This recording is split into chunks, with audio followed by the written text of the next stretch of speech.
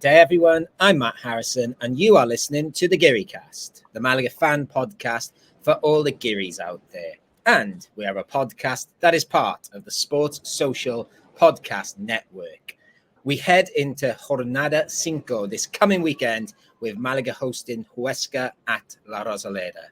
At the start of the last match day, Huesca were early table toppers until succumbing to their first loss of the season last weekend, whilst Malaga have continued to plod their way on for a 4-game undefeated streak at the start of this Segunda season, which has seen them take 8th spot at this early stage. Can Malaga continue this decent run at the start of the season, and can they make La Rosaleda a fortress this season and over the coming games?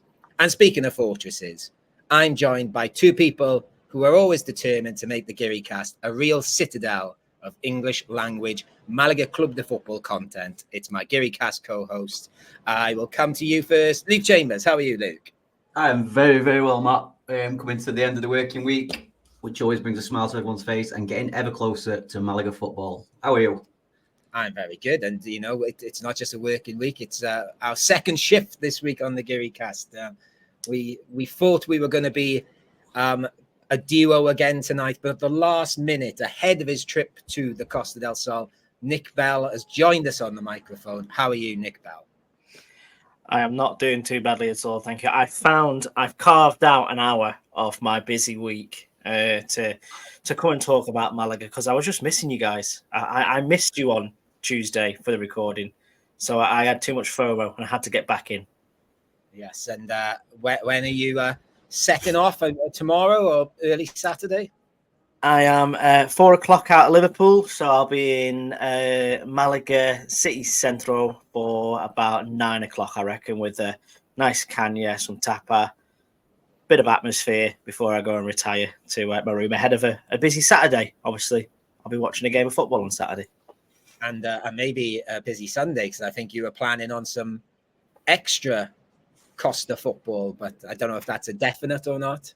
I think it's a 90% certain that I'll be in the Torremolinos area, so somewhere I've never been before. I always drive past it, going past out the air. Down my end, Nick. That could be down my end. Down your end, down the Chambers end. So yeah, no, I think Torremolinos are playing at dinner time, and then Malaga City shortly after, apparently on the pitch next door or the same pitch, but I'll work it out. But I'll be making it a football weekend. That's what I'm dreaming of.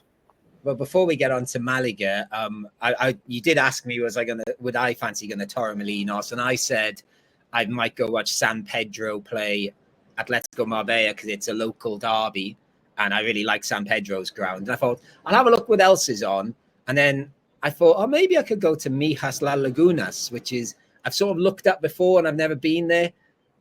Never guess who they're playing, Luke. Go on. Polideportivo Almeria. Well, now, to carry on my new affection for Polideportivo Almeria, I found out this week that they are like the same sort of fan-owned policy as FC United and AFC Wimbledon and things like that. But my favorite thing I discovered was they played Barcelona in the 99-2000 Copa del Rey. I think in the last 32, they drew the first leg at home 0-0. They lost 2-0 at the Nou Camp with 2 late goals. The 2 goal scorers, Xavi and Rivaldo. I think you should do it, Matt. Set off the first ever Vamos a la Poli. Yeah, the only thing is, it basically it's a 12:15 kickoff, and the reason I wasn't going to go to Torremolinos with Nick is because I thought, I can't be bothered to get up that early and get over there. But if I'm awake, I might give it a go. I might try and get to the ground, Nick. Lovely. You've been before, Matt, haven't you? Yeah, Torremolinos is brilliant. Yeah. Lovely place. It is very much it feels like a British normally ground to me, but with sunshine. But I wanted to go down to La Linea and go and check it out there, and they've got a home game against. It eludes me now. It's too late. Well, that was it. It was this. I think it's turned out to be a 7 or an 8 o'clock kickoff, and as much as I can put my foot down on the old motorways over there, I don't think I'm getting back from a 10 o'clock flight No. to Gibraltar adjacent. I mean, I'm looking forward to my weekend. I'm having a day off the old ground up in. Me and Laura's going for a nice canal walk before watching Malaga. But now listening to you two, you've just really depressed me with your fantastic weekends of ground upping and Spanish football, and I feel like leaving the club right now. Where's the stadium in Mijas? Did you say it was in Mijas? No, Mijas Las Lagunas. So when me and Luke went to watch Atletico Fuengirola, it's just up from Fuengirola. I think Mijas Las Lagunas is like sort of a suburb of Fuengirola. Yeah, it sounds like it's near Los Beliches, doesn't it? Somewhere like that. Yeah, it's not like Mijas proper. So I think when you go into Fuengirola, you see a roundabout which has got a big sign saying Mijas Las Lagunas. So I think Atletico Marbella, they're at home as well. Do we say, Matt? No, they're away to San Pedro, but I'm not interested in Atleti Marbella. Sorry, and FC Marbella play at the same ground as San Pedro. That's the one. So I'd rather go watch San Pedro there. It's a brilliant ground. Yeah, exactly. That's your favorite non-league Costa ground, right? Probably, yeah. It's one of the first I went to. Actually, I saw a friendly between San Pedro and the now infamous Bruno's Magpies of Gibraltar, who have now played in Europe. Yeah.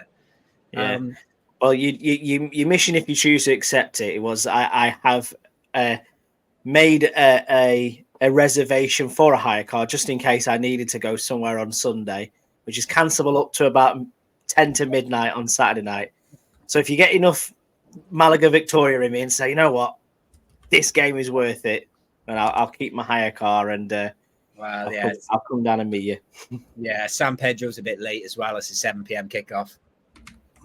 That's fucking hell, Nick. You would have to put that foot down. You know what? You know what? It wouldn't be too bad. I'd have to leave at half time. Can you fly from Gibraltar? Is that an option? I'm happy to carry on this chat of non-league Costa del Sol football because I'm going down our agenda, and the two next things are Malaga based, but they're to do with money and things that are a bit boring. And to be perfectly honest, things I think us three don't really understand as much or care about as much, but maybe certainly the first story we should perhaps care about a bit more. So I'll just say, and if you guys want to pitch in, you can. There's been what has been dubbed the kit case this week, which has pitted Malaga Club de Football against Blue Bay, one of the companies that have, well, still partly own Malaga, but have certainly had a bigger say on Malaga in the past. Over advertising that was displayed on the shirt in 2013-14 and the 2014-2015 season. Malaga is claiming that it's owed a total of 2.65 million euros from Blue Bay for unfulfilled advertising contracts to do with that season, because obviously the hotel brand and was displayed on the shirt, and I think it was around the ground. That's gone to court this week, or it's been... Again, it's the Spanish law system where does it go to court or does it get sorted? I never quite follow. I've tried to read up on this. I keep getting bored. Do any of you want to help me, or do we want to say, if you're interested in that stuff, go read up yourself? For anybody watching on YouTube right now, Nicky's actually advertising the Blue Bay sponsor on the back of the shirt. Okay, well. I think the premise of it is they said, or this is the claim by Blue Bay, is that the sponsorship, the contract was cancelled. It was annulled at a certain time. The Sheikh changed his mind and he said that we were going to be doing it. However, there's no doubts, and this is a shirt I've got here, the really nice Nike one, that says Blue Bay Hotels and Resorts on the back of it, doesn't it? Yes. I'm not being dyslexic, and that's what it says. There was also Blue Bay signs around the ground at the time. No. So there has been advertising done. Yeah. So it's a question of why would that maintain and stay there, be sold on merchandise and played in a shirt for most of the season, and then them think, actually, we owe you nothing because you cancelled the contract? Let's just double check. It's a real one, yeah. It's not from a pirate retailer. It doesn't say Blue Boy on it, does it? Yeah, I'll just double check. I've been burnt before. No, it definitely says Blue Bay Hotels and Resorts on the back of it. So I assume that the argument will be it's probably one of these very Spanish type things where they've gone, actually, yeah, no, we're cancelling. We're just keeping UNESCO. That's our decision. And then they've just printed everything, and Bluebird have just gone, well, we're just not doing anything on that now. We'll just let it ride. They let them. They're not going to pay for new ones, are they? No. Do you guys know how long this particular case has been going on for them? Because surely it's been bubbling for quite a while, but it's just came to everyone's attention, hasn't it? Yeah, I'd literally never heard of it till, was it Monday, Tuesday? Yeah, that's it. It's a bit Jerry Springer though in the courtroom with some of the witnesses and things like that. Like there's one of the financial officers or something claims that he got sacked by the club because he refused to pay the Sheikh's children €400,000. For what? I don't know. Why that's come out in the wash here, I'm not too sure. But I think it's going to be some real mudslinging in this. And I think, to be fair, there won't be a resolution on it because, as you said before, they own the club a bit, or they at least own half now of the majority ownership of the club. So it's Jose Maria Munoz who's going after this. He's looking obviously to balance the book and claim what he needs to get. So if anything changes on the ownership front in the near future, this will disappear, I imagine. Yes. Carrying on with money, again, we've only really got this story shortly before we press record.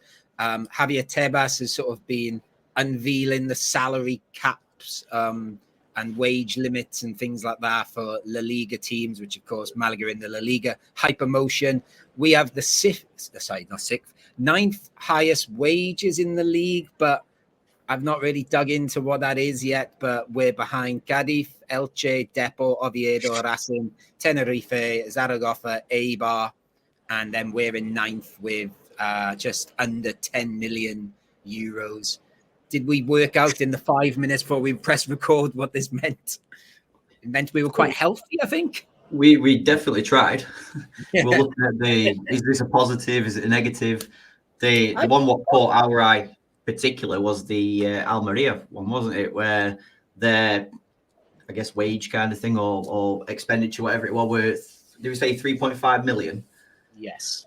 Whereas Malaga's would have equated to 9 million. Whereas Almeria's just spent 8 million on a goalkeeper. So we're trying to work it out. I think it's a positive, I guess. Yeah. No, from what I gather, it means we've got a bit of wriggle room with, I don't know, perhaps renewing contracts of people. I don't think we can go out and splash the cash, but yeah, forgive us. Maybe we'll try and get Chris and Alex on the next podcast. Alex. This is Alex bread and butter. They're like our sort of accountants and law people. I suppose if you look at it that way, Matt, when you've just said we could have a bit of wiggle room in terms of the contracts, we've got some big contracts to be sorting out, i.e. Kevin, Antonito, I dare say Herrero come the end of the season. Yeah, it's a hard one to work out because I don't know if it's like, it's obviously La Liga telling a team what they can spend, isn't it? So it's them who impose a salary cap. So there's a lot of other different factors on it. So we look at something like Almeria, for example. That won't be self-imposed, I imagine, but they'll be saying that your new salary limit will be X because of what you what you already have, or B, what you spent last season. And if I remember rightly, Almeria kind of went for bust, didn't they? You know what I mean? Like they spent quite well going up into La Liga the first time. I think they stayed up at the first time of asking. But then obviously they had such a terrible season last year. So maybe this is Tebas going, well, actually, you can only spend that much because you plummeted in so much beforehand and your revenue's down. Maybe, yeah. Again, maybe watch this space with that one. Let's get back on firmer ground. Let's talk about gossip. Well, it's not gossip. It's true. Pellicer sort of came out in an interview this week and said he had an offer from the Portuguese First Division the week after promotion, but because of Loren showing faith in him and saying he wanted him to stay, he was very happy to stay at Malaga. I did a bit of investigating of which Portuguese teams got rid of their manager at the end of the summer. Do you think Benfica or Porto came in for him? I mean, I'm going to take a wild guess that they didn't. No. Or Braga, actually. Braga did as well. Of course, we've done business with Braga. They've taken Carlos Carvajal back, former Swansea manager. My guess was actually, the boys I visited, Gil Vicente, because they changed the manager as well. And there was no one else. And then I looked at what happened in June, and pretty much the whole league changed their manager. So yeah, my little bit of investigation led me down a path towards Estrella Amadora. Yeah, okay. See, I was looking more at Estoril was the one. I was at the other one. I think Amadora. I think Amadora might be the one that's is on island. No, I'm not sure. To be fair, no, it's Nacional and Maritimo is on the island. Maritimo. Yeah. Anyway, I still think it could be Benfica and Rui Costa's trying to play a blinder. Yeah. It's like you said then, Matt, regarding. Obviously, Sergio Pellicer, they showed faith in him after promotion, but there wasn't too much faith shown in him until promotion was signed and sealed. Yeah, exactly. But from all means, what I was reading, the deal was offered from this Portuguese team just a little bit too late when he had signed the contract with Malaga. Yeah. And then, he stayed. And he brought in a new striker. I just wanted to mention this because I read it this morning and I enjoyed it. Sergio Castel did a sort of big interview with El Desmarque this week. And I think some of the stuff we knew already about his stint as a carpenter in Brisbane and playing in Vietnam and, traveling around the lower leagues of Spain and then doing quite well in Ibiza. I really like him. He's fun. He's got his cool career. I didn't realize as well. I don't forgive me if you guys have mentioned on the podcast. I'd forgotten he scored in the 5-0 win at La Rosaleda for Ibiza, which I'd forgotten that as well. I'm too traumatized to check out who scored in it. But there's a couple of other things I thought was worth noting. He did admit he feels he's at 50% fitness at the moment because he's barely trained in the last few months. He said he doesn't watch much football. Just always find that quite interesting myself. He likes to switch off. He's living in Nerja because apparently his family used to go on holiday there and they've got a holiday home down there. So he's living down there and, nice part of Spain to live in. And I just like the fact he called himself a football backpacker. I thought that was a nice phrase. Yeah, he really is that, isn't it? I think some of his decision-making lends himself to that where he's just gone, I fancy learning a bit of English, so I'm off to Australia. I've always wanted to go to Vietnam, so I'll go to Vietnam without a team and see what I can drum up whilst I'm there. But I think the best one is did he have a contract with Atleti? And he decided, I've got an offer from India. Actually, I'm going to go for that one. And in the article, it said apparently the Indian fans just fill the stadium. You don't know who's home, who's away. If someone fouls you, they all just scream. And it's like, who are you cheering for? And I think he said, "You bastards," in the middle of the article. So he's got character, and I think sometimes you need a good bit of character in a squad like we've got, especially with so many young faces. I suppose the fact of him saying that he doesn't watch much football, Matt, goes back to his early days of football when the move to Brisbane actually came about. When he effectively then said he fell out of love with it and ended up in Australia. I forgot what the Spanish word for carpenter is. I think it is something similar, but that should definitely be his nickname, like El Carpenter. And also, just on a Malaga thing with the interview, there was, again, I don't know if it got lost in the translation, but when they sort of asked him about signing for Malaga, there was no sort of, I'm here to give, there was no suggestion that he said like he'd give 100%. Of course he did, but it was a bit like, yeah, we'll see how it goes. But you know what I'm like. there's no point in bullshitting. Which I quite liked, actually. I'm vouching for him. You was correct, Matt. Carpenter in Spanish is carpintero. Ah, there you go, carpintero. What we're thinking for the celebration when he gets his first goal then? Like, is he going to design a kitchen or? Yeah, the chainsaw. Tell him he'd be good with him and Mr. Miyagi. They could do wax on, wax off. Yeah. Oh, just one other thing, and literally, I meant to say to you guys before we press record, about 20 minutes before we did press record. Have you seen? I've been trying to watch a lot more Spanish football things on YouTube in Spanish because I find they're quite short and I can pay attention long enough, and it's good for my Spanish. The algorithms took me to Vamos show. Has anyone heard of Estadio Critico? It sounds a cracking show. Well, I don't know if he's done other stadiums, but he was at the Malaga Albacete game and he rated La Rosaleda. I'll give you the categories he rated it on: the structure, so the actual stadium itself, club shop, access, pre-match, atmosphere in the ground, and bocata de jamon. So he was looking for a bocadillo as well. I won't ask you to. They're all marked out of 10. He gave us 9 for everything, apart from 1. What do you think he gave us 8 for? Bocadillo. Bocadillo, yeah, but that's all the fine one. Probably not, because that was the bit. And even in the video, he was complaining that he couldn't find a bocadillo around the ground. And I was like, yeah, it is. It's not easy, actually. It's not obvious.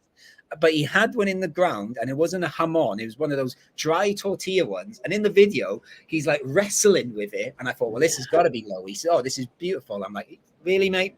Nah. But also, he gave us an extra 2 points because he said our fans were like so nice around the ground with him, and which was nice. So he was very positive. So it's all in Spanish. But if anyone wants to check it out, I quite enjoy. It was only 10 minutes. Where did the 8 fall then, Matt? Yeah, I think that's. Sorry, I think I've put down here the club shop, but I'm even wondering if it was access now. But I think it was the club shop. But he was yeah. Always busy. After spending hours queuing up in the club shop twice, they only ever have one person on the fucking register. I think it was the queuing he complained about, or he certainly complained about it. I think that was the main thing. But he praised it for being, he said, so close to the ground. And I was like, well, sort of in the ground. But yeah, I just remembered I meant to mention it before. I thought if people like watching people say nice things about La Rosaleda, which I do, Google Vamos show La Rosaleda or whatever, you'll find it. Anyway, we are going back to La Rosaleda this weekend, Saturday evening, 6:30 kickoff. Our opponents are Huesca. We could talk a bit about Huesca, but I think we should perhaps hear from a Spanish Segunda expert to start with. And, we do have one as a pal of the podcast. So I'd like to switch over very briefly to Alex Fitzpatrick of the Spanish Segunda show to give us the lowdown on our opponent, Huesca. Malaga take on Huesca on Saturday afternoon, and it's a Huesca who were, after 3 match days, top of the league with 3 wins out of 3. Completely unexpectedly, a team that were thought by myself and other pundits to be one who would be looking over their shoulders at the relegation this season.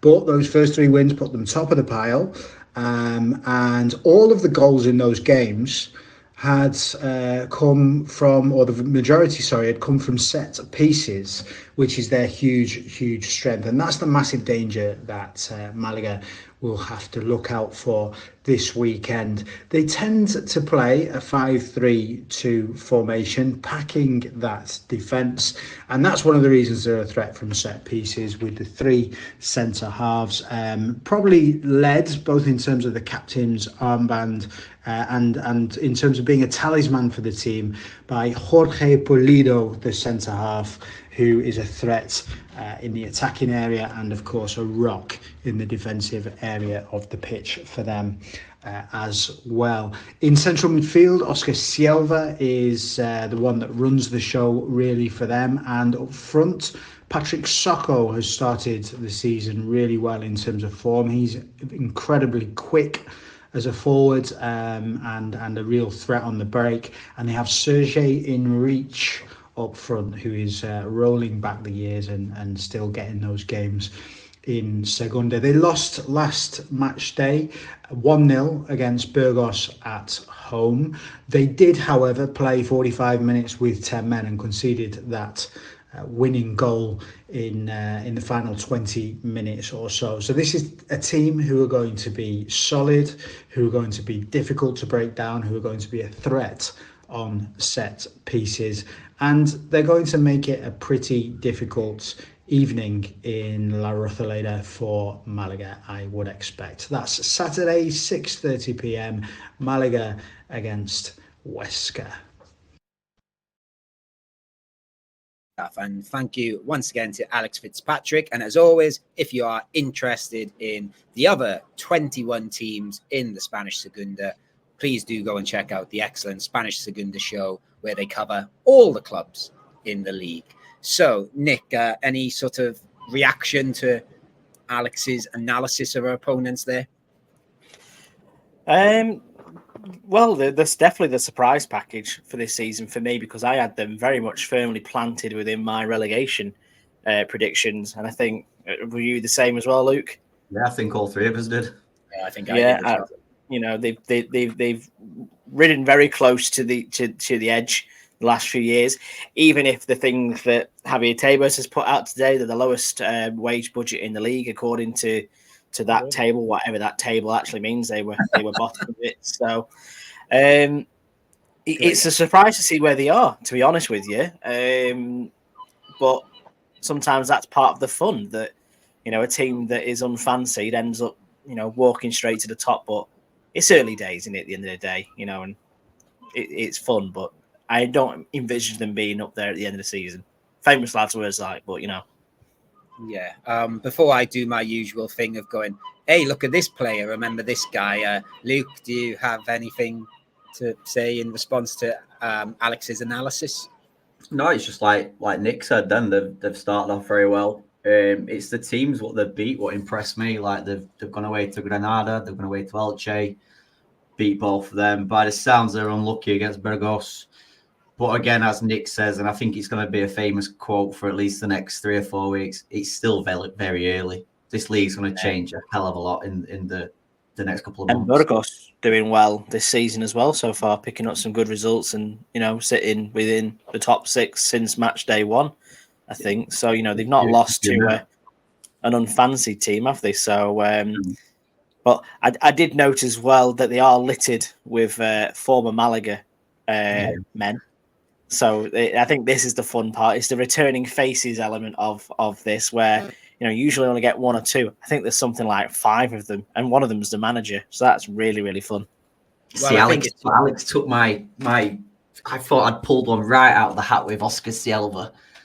I'm sure I remember him from Football Manager days back at Malagueño, and he really has been a great player for him this season, leading the centre midfield. Yeah, he's the one. Like, I can't say I really heard much of him before, but when we used to play Ponfe in the Segunda and we'd have Chris Pigeon on here, he was a player that was highlighted quite a lot. So every time I've seen him play, he's always brilliant. So he's the one I had sort of highlighted as well, because he's like a player I've only really learned about since I've been over here. I've always, liked him because he got a big move to A-Bar from Ponfe, I seem to remember, and I don't think it worked out there. I guess we should. I was going to say he used to play for Marbella as well. There's you know, if you go back through his you know, club history, he kicked around a lot for a lot of, you know, lower division sides for a very long time in his career, and like you say, he got that break and that move to Ponfe, and then it's just been great ever since, really. Strange how the Ponfe one came about, Nick, because did you notice the loophole of he actually had a season out of football? Oh, really? I didn't notice that. No. After he played for Marbella, I think he played for one more lower league team, and then, well, according to our friend's Wikipedia, he had a season out, and then gradually made his way back to Ponf being the bigger team, and then on to A-Bar, and he's been at Huesca for a good couple of seasons now. He went David De Gea style. The one what catches my eye is Hugo Vallejo. So Vallejo, I believe is Malaga born, but he was at Malagueño for a season or two before getting the move to Real Madrid Castilla for €265,000, which is a big amount of money to us these days. He's then had hard loan spells all over Spain, and nothing's ever really kicked on for the lad. Yeah, when I first moved here and I got my season ticket, I was invited by a Malaga guy called Alvaro and his mates to watch the Malaga's first game of the season in a bar in Malaga. I think it was Camden Lock, actually, which I don't think I've ever been to since, or maybe once since. And we watched Malaga away at the Racing Santander, and he was the guy starting up front for Malaga that day. And and everyone was like, "Oh yeah, we think he's going to Real Madrid." So I kept an eye on him, and it's not quite worked out. I guess Nick's already mentioned it. I guess the most significant ex-Malaguista here is the manager Antonio Hidalgo, because I know all about him from the tavern, because there is a photo on the wall in the tavern of like a jubilant La Rosaleda, because he scored the 2 goals against Tenerife on the last game of the season to get Malaga promoted back to the top flight in 2008, to make himself a bit of a club legend. And I remember we played against his Sabadell team a couple of years ago, and there was a big deal made about him coming back because he's a bit of a cult hero. So I'm surprised I've not heard so much about that story this time. There is 48 hours until kickoff, so it wouldn't surprise me if some of the local websites and newspapers tomorrow roll with that story a bit more. But I thought I would have seen it before today. You've taken a punt on him now, haven't you? Because he was at Sevilla Athletic last season, who obviously got promoted into Primera from Segunda Federación, and at the time it was, in Huesca circles, they were asked. They've had some very experienced Segunda managers over the last few years. It's not quite worked out for them, so it's a bold appointment, which appears to be paying off. But you'd like to think one day he might like to come home, mightn't he? Especially if it carries on going the way that it's going. Are you guys intrigued to see Patrick Soko? I think it was Radio Marca Malaga who actually reported this week that Soko is still very much in distress about that the move to Malaga didn't actually go through this summer. I was going to mention him as well. He's on my list here. He was always really good against us, wasn't he? And I do remember we were linked with Ibiza last season. Yes. Yeah. Wasn't he? Yeah, he went back to Huesca. I think they've promised him basically first team football, and I don't know if he started, but he has played the first 4 games. Yeah. And obviously the other one I always liked was Joaquin Munoz. I noticed he played the last game. He was sort of the other winger to Ramani in the COVID season. So I don't think he's fully kicked on since. I always liked him. He was quite fun, a bit feisty as well. Do we expect much from one of the ultimate Spanish journeymen, Sergi Enrich, up front? Yeah, I'm glad Alex mentioned him, because to be honest with you, when I saw his name in the squad, I was like, I know I like him, but I can't remember who he's ever played for. I had Zaragoza in my head, which I think is right when I checked. I think he's actually on loan from Zaragoza. Oh, that's right. Yeah, but I could anyway. But I've definitely seen him a couple of times at La Rosaleda, and he's always pretty good, actually. I just always remember the name. I always think it's a cool-looking name. Yeah, like Rich. Richie. And obviously, also the ultimately the ending where Shinji Okazaki finished in Spanish football as well, didn't he? After he was in Cartagena. Or was it the other way around? It was the other way around, because he scored that amazing overhead kick at La Rosaleda for Cartagena. I mean, we've got to remember as well, Huesca, although they're struggling now, former La Liga team. Not long ago, only 4 seasons ago, which I even forgot. I remember them being in La Liga, and I actually originally saw 6 years ago, but they went down and came back up again, didn't they? Because is Huesca also in, and again, my Spanish geography might fail me here, but it's also in Aragon, isn't it? Quite close to Real Zaragoza. So, and they're basically the only 2 teams in that part of the country, aren't they? So, for them both to be at the top of the table at this point is quite good if you're Aragonese right now, or Aragonian, or I said I'd save it to when we play Huesca away, but I did say to Luke, I do have a unconfirmed cool Huesca fact, but I need to get confirmation of it. Did you not get it? Well, no, because I've not done. I said no. Let's keep it in the back pocket until we go there, because it's about the place. I don't know if I've dreamt this fact, but it's stuck in my head for some reason. But I'll save it for. There you go. Stay with us for the season to find out my unconfirmed Huesca fact. One thing that we always do go back to on the previous show. So nicknames. Did you guys see there were three what came up? So the first one, Azulgranes. Do you know what that means at all? Yeah, the blue.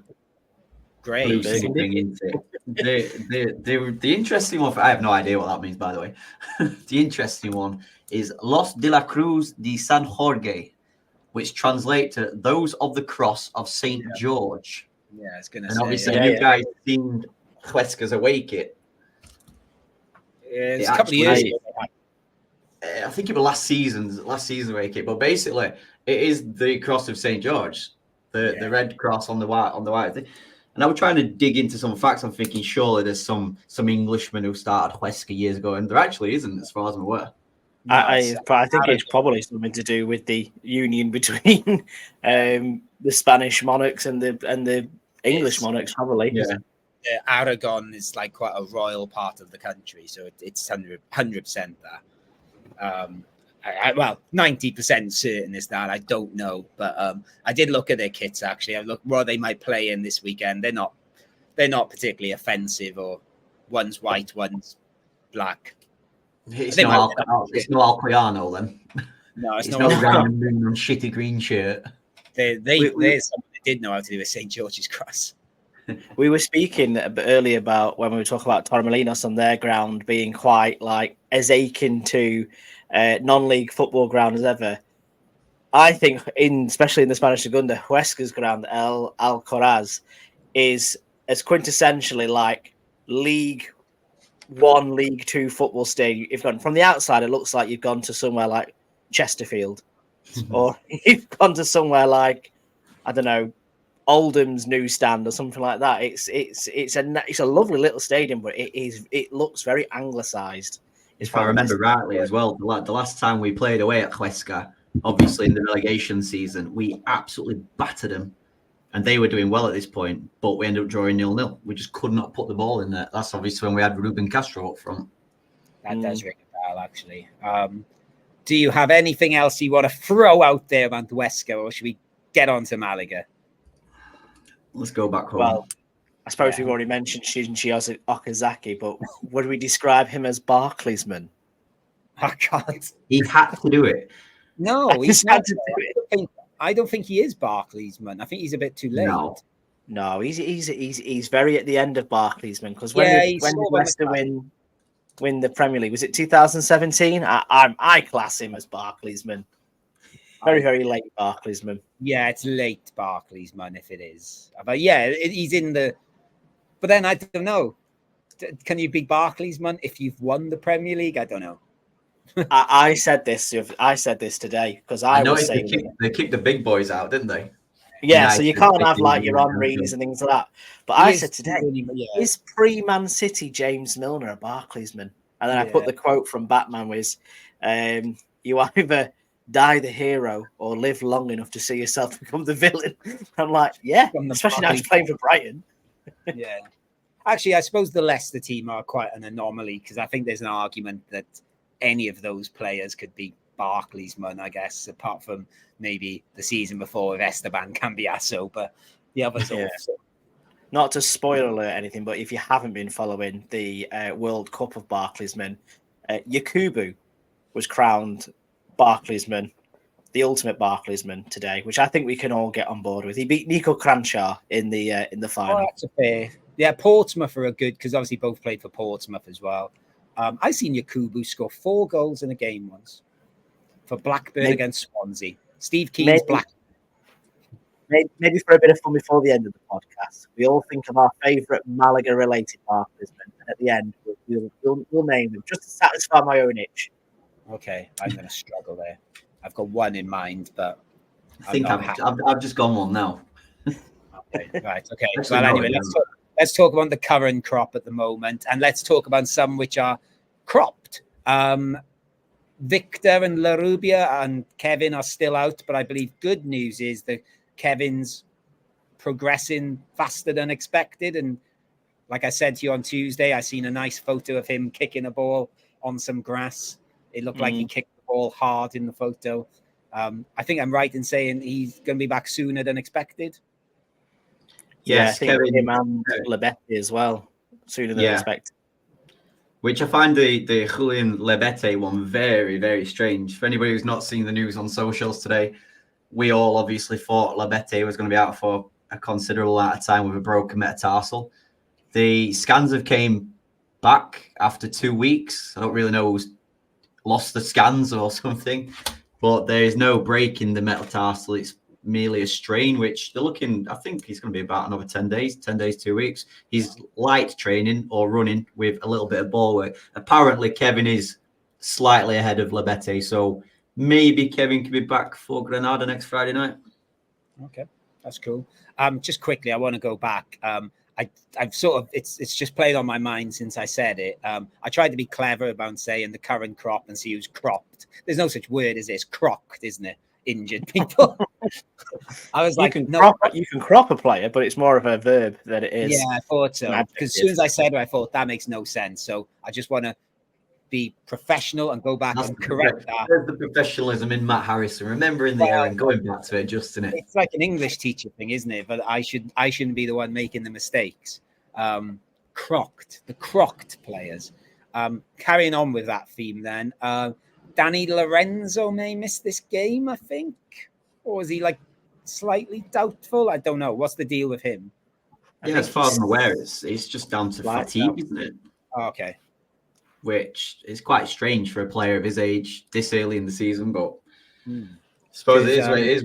I haven't really seen any news regarding David Larubia either. No. So hopefully that injury is not too concerning. The one bit of training that I have focused on this week, and we spoke about it last week, is Ramon. So Ramon is basically back in full training now. Again, I don't know if Huesca may be a little bit too soon for the lad, but it's great to see him back. If we can get him and Haitam fit and get him on the pitch, like we said the other night, Mark, will be a different Malaga.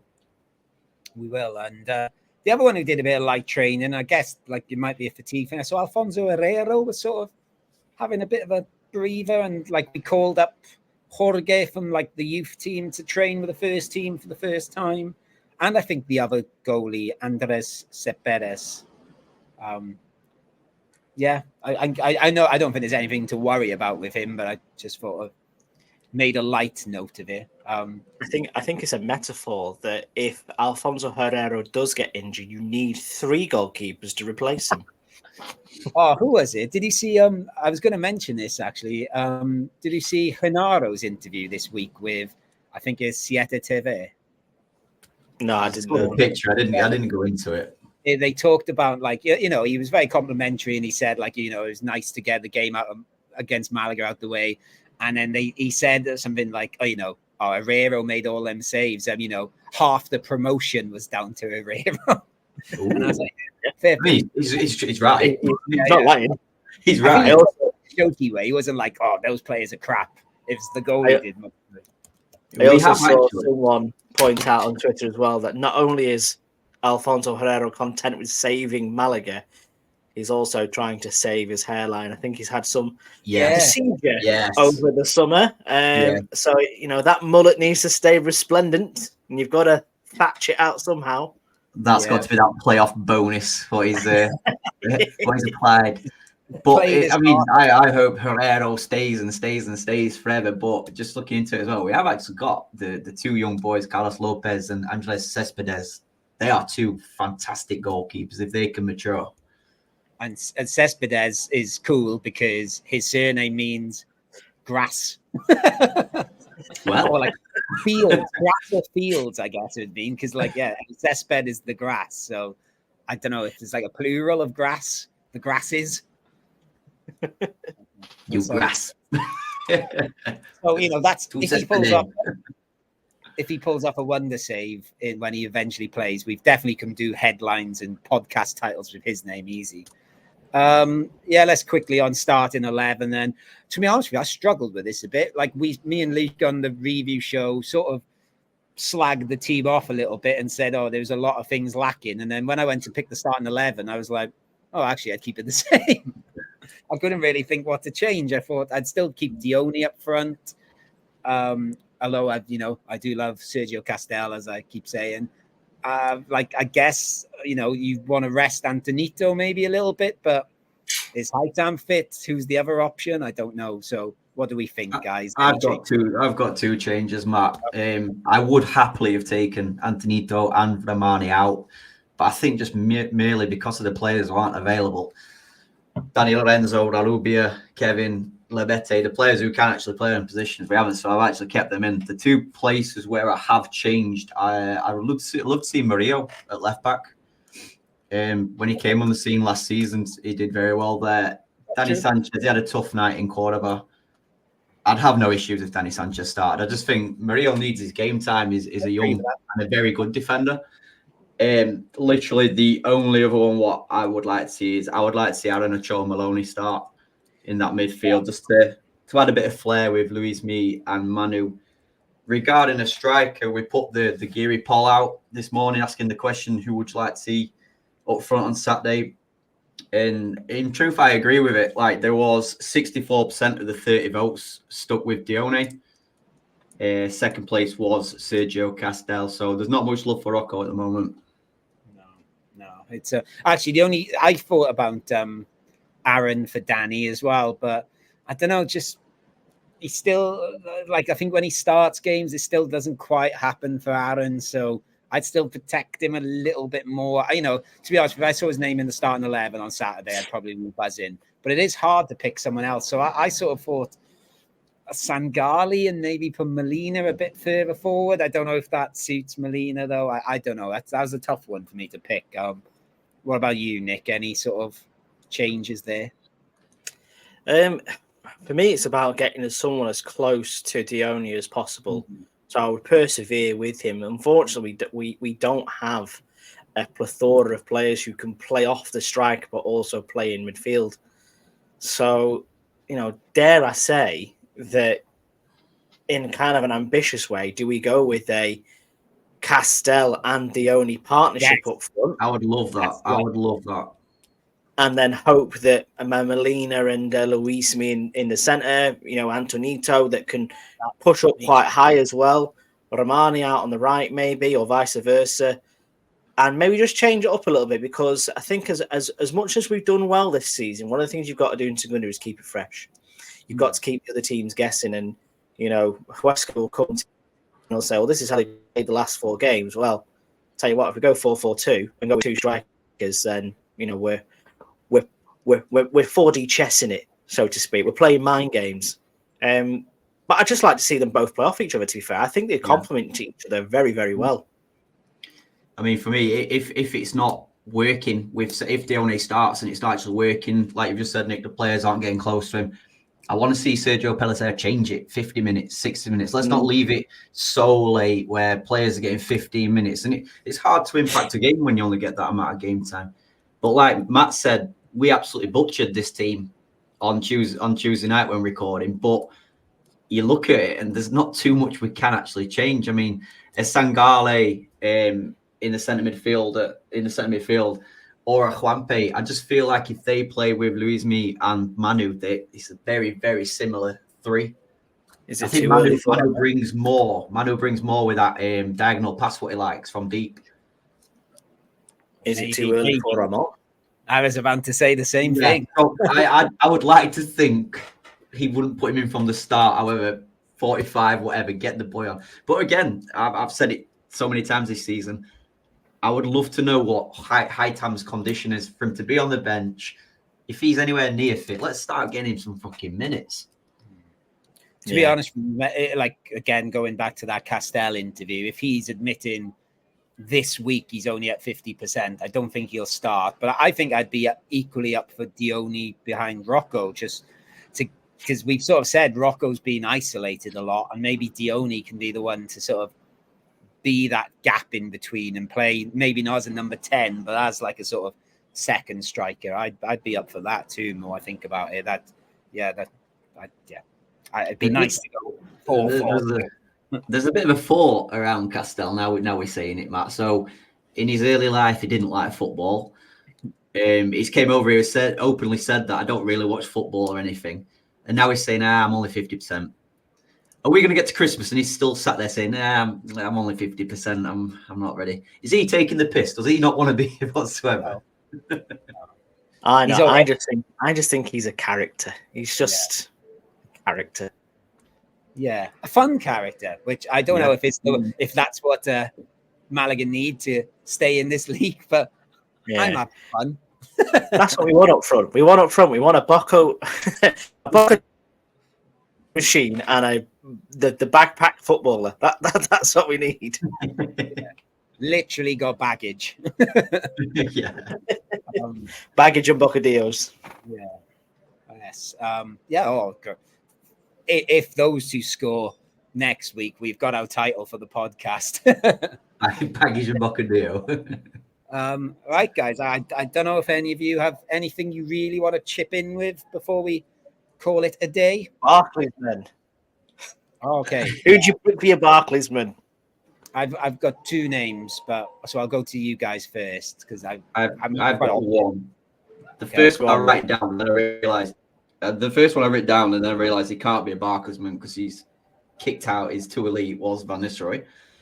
So the one that I have picked is Jesus Gamas. Oh, that's a choice. That's a good choice. That's a very good choice. Gracias, muchas gracias.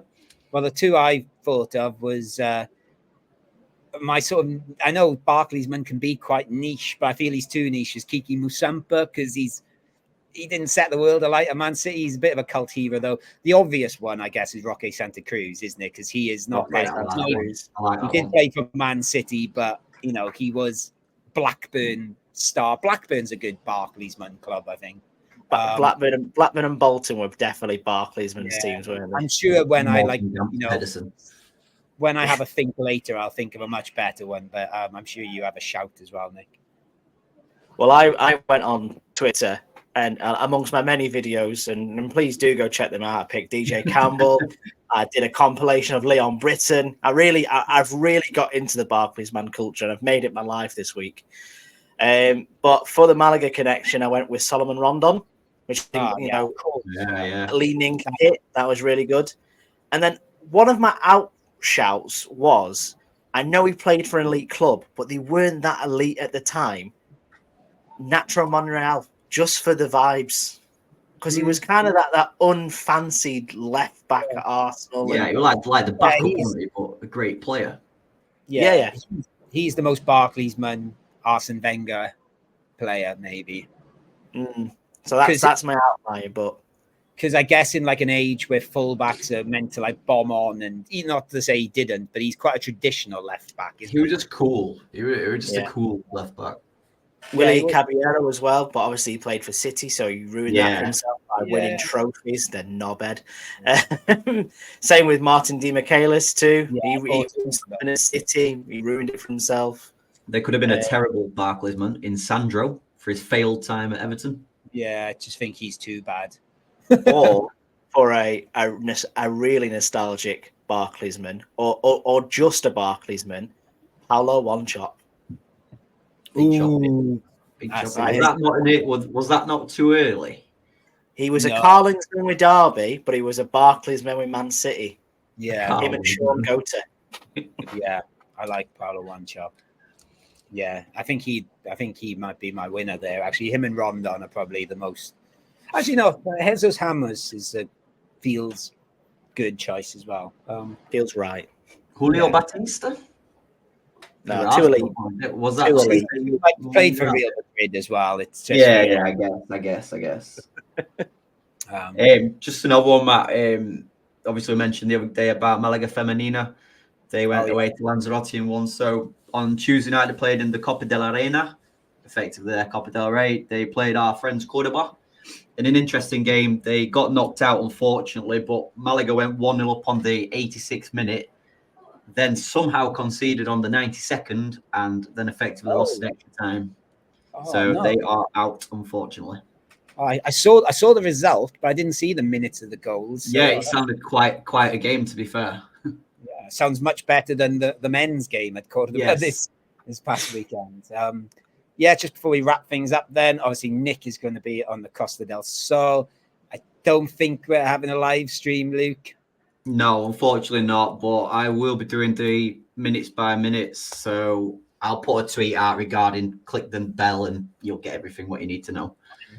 And to make up for no live stream, because Nick's in town, we will do a Vamos episode from La Rosaleda. Whoop whoop. But yeah, I think that's it. So I will say thank you once again for this week, Luke. Yeah, thank you very much, mate. Pleasure as always. I hope you guys have a fantastic weekend in La Rosaleda. For everybody in the UK who's watching, the game is on Premier TV at 5:30. It needs a subscription, but basically, if you follow La Liga and you have the subscription, we are on that channel. So we're Vamos Malaga, big tres puntos. Great stuff. And thank you, Nick Bell, for your sort of last minute joining of the podcast when you're busy packing and getting ready to go on holiday. It's been a pleasure, boys, and I cannot wait to get out in some warm weather away from all this pissing down rain, and looking forward to some canyons on Saturday doing the Matt Harrison tour once again.